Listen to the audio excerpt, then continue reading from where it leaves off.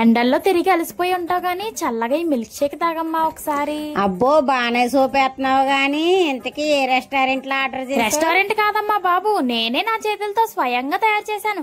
నమ్మకపోతే ప్రాసెస్ చూడు ఒకసారి నువ్వే. నేనైతే అమ్మకు సర్ప్రైజ్ ఇద్దామని కొంచెం డిఫరెంట్ గా ట్రై చేద్దామని కిట్ క్యాట్ మిల్క్ షేక్ అయితే చేస్తున్నానండి. ఫస్ట్ అయితే కిట్ క్యాట్ చాక్లెట్ ఒక ప్యాక్ వేసి, అలాగే బయట దొరికే ఐస్ క్రీమ్ ఒక స్కూప్ అయితే వేసానండి నేను కొంచెం ఫ్లేవర్ కోసం. అలాగే మరిగించిన పాలు ఇంకా 2 ఐస్ క్యూబ్స్ అయితే వేసానండి. తర్వాత షుగర్ వచ్చేసి మా అమ్మకి కాబట్టి కొంచెం అడ్జస్ట్ చేసి ఒక 4 టేబుల్ స్పూన్స్ అయితే వేసానండి. ఇంకేముంది అదంతా బ్లెండ్ చేసేసి బయట దొరికే మిల్క్ షేక్స్ కి ఏమాత్రం తీసుకోకూడదని నేను ఒక గాజు గ్లాస్ తీసుకుని నా దగ్గర హర్షియస్ సిరప్ ఉంటే దాంతో డెకోర్ చేశానండి. నెక్స్ట్ వచ్చేసి ఒక ఐస్ క్యూబ్ వేసి అలాగే మిల్క్ షేక్ కూడా వేసి కొంచెం కలరింగ్ కోసం పైన ఒక స్కూప్ ఐస్ క్రీమ్ అయితే వేసానండి. మన main ingredient Kit Kat milk shake లో కిట్ క్యాట్ ప్యాక్స్ లేకపోతే ఎలాగా, ఇందాక దాచిన వాటిలో ఒక 2 ప్యాక్స్ అయితే ఉంచానండి. అది కొంచెం కలరింగ్ కోసం పైన వేసాను. అది వేయగానే బుస్సుమని ఏదో సోడా పొంగినట్టు కిందకైతే వచ్చేసిందండి. ఇంకా మా అమ్మ చేతిలో నాకు ఉంది.